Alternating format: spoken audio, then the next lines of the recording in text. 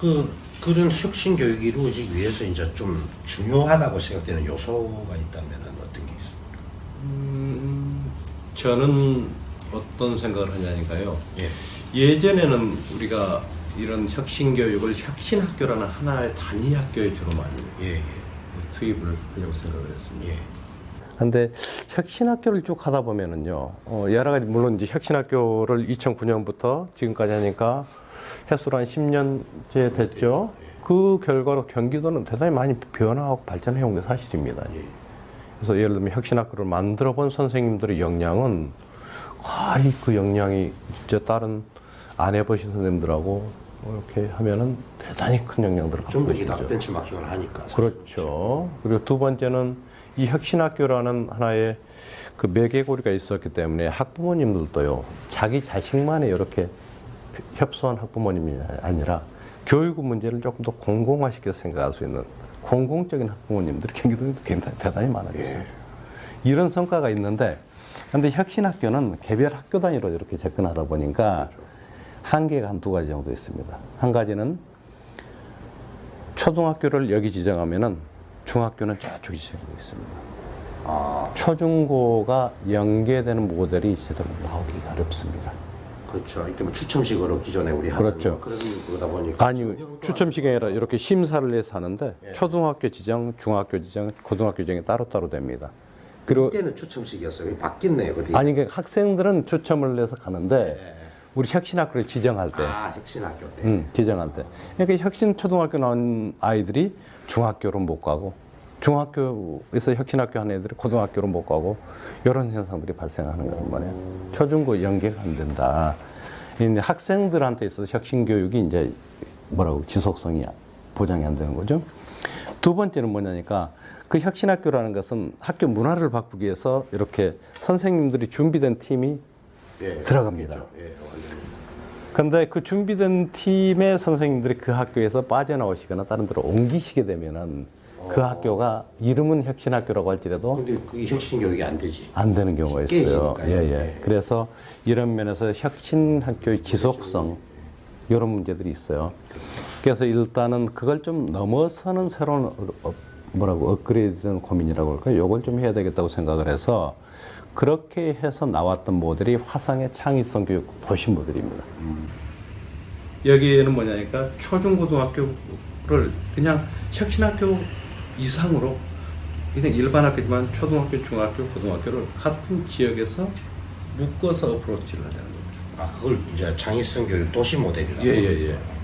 묶어서 초중고를 묶어서 거기서 그대로 그렇습니다. 교육을 쭉 초등학교, 중학교, 고등학교의 모델을 연계하는 형태로 변화시켜주는 야, 겁니다. 그럼 그런 교육을 안 받은 다른 데서 성장한 아이와 예. 차이가 굉장하겠는데요. 그렇죠. 그렇게 해서 이런 식의 초중고 연계 모형들을 그 지역 전체를 확대시켜주는 겁니다. 확대시켜줘요. 그리고 이렇게 되면 이제 초중고 연계 문제는 해결되죠. 또 한 가지는 더 나아가서는 요거에 좀 더 돼야 됩니다. 우수한 선생님들이 그 지역에서 순환할 수 있도록. 그럼 좀. 그 지역에서. 그러니까 이 학교에서 빠지더라도 선생님이 다른 학교에 가시고 다른 유능한 선생님이 저쪽으로 오시고. 어차피 같은 교육을 연결되는 혁신 겁니다. 교육을 받았던 아이들이 이 선생님을 만나서 또 혁신 교육을 받는 모델이 이제 되겠네요. 이런 구도로 나가는 것이고 또 한편으로는 이 창의지성 교육이 되려면 아까 독서해야 되잖아요. 그죠? 독서도 해야 되고요. 기본은 독서에서 가장 중요한 게 독서고, 그 다음에 체험, 그죠? 문화예술 감상, 그 다음에 실천 이런 부분 들어가줘야 되는데 이 부분들이 사실은 텍스트란 말입니다. 근데 이 텍스트들은 그냥 선생님이 교실에서 앉으셔가지고 한 분이 다 못 하세요. 그렇죠. 그러면 이 텍스트와 관련되는 지원들을 지역사회가 쫙 인프라를 구축해서 해줘야만 돼요. 그러면 이 인프라에 있는 선생님하고 학교 선생님이 협력해서 그 수업 시간에 2명의 선생님이 티칭을 하는 거죠. 토론 수업을 이끌고요.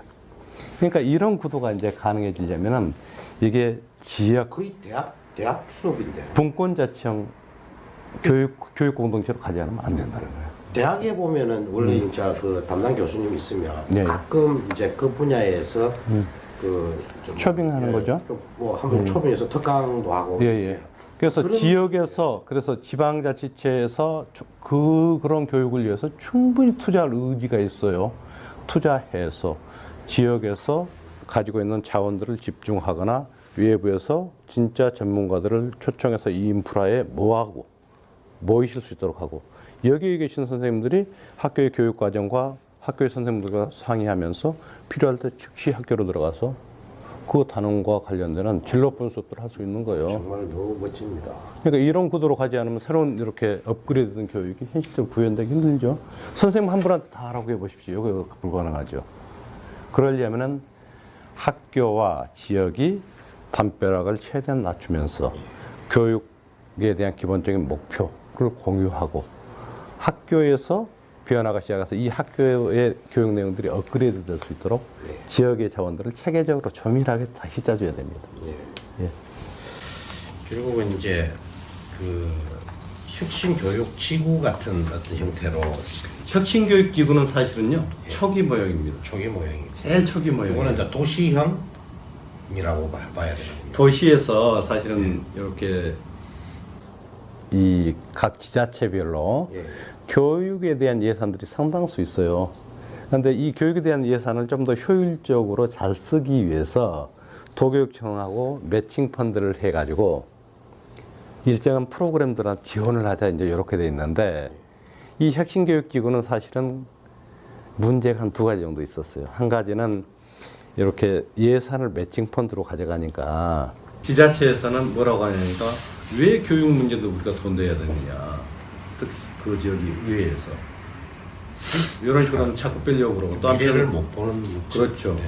또 한편으로는 어떤 게 발생하냐니까, 이렇게 지자체에서 지자체와 교육청에서 돈을 모아서 새 프로그램을 하더라도 이 프로그램에 대한 질 관리, 이거 단지 프로그램을 하세요 해서 학교가 이 프로그램을 통해서 크게 변하거나 그러지 못한 경우들이 많아요.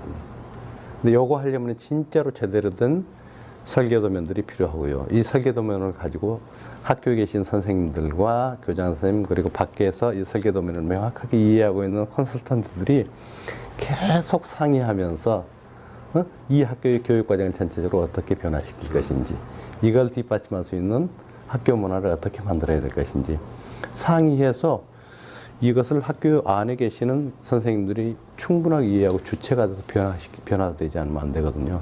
그런데 이런 것을 모색할 수 있는, 그것들을 뒷받침할 수 있는 단위가 혁신교육기구에는 없었어요. 그렇기 때문에 성과가 상당히 조금 원래 넘어선 그것이 넘어선 것이 그다음에 이제 화성의 창의성 교육도시 모형이에요. 그걸 넘어선 도시교육. 창의지성 창의지성 교육도시. 교육도시. 예. 창의지성 교육도시. 그 창의지성 교육을 본격적으로 시 전체에 적용을 하려고 시도했던 것이 2012년 5월부터 시작했던 화성의 창의성 교육 도시 모델인 거죠. 거기는 뭐 예산도 완전히 100% 시에서 다 부담을 하고요. 대신에 도교육청에서는 제가 김상균 교육감님의 명을 받아서 직접 가서 현장 지휘를 했죠. 창의성 교육 지원센터를 만들어서 전문가들을 모으고 그 지원센터하고 학교하고 끊임없이 커뮤니케이션하고, 그래서 학교의 변화 방향을 어떻게 잡을 것인지, 거기 선생님들은 또 무엇이 필요한지, 필요한 연수는 어떤 것인지 아주 체계적이고 입체적인 지원을 하면서 학교의 총합적인 변화, 초중고가 연계되는 그런 변화들을 거기서 모색을 해낸 거죠.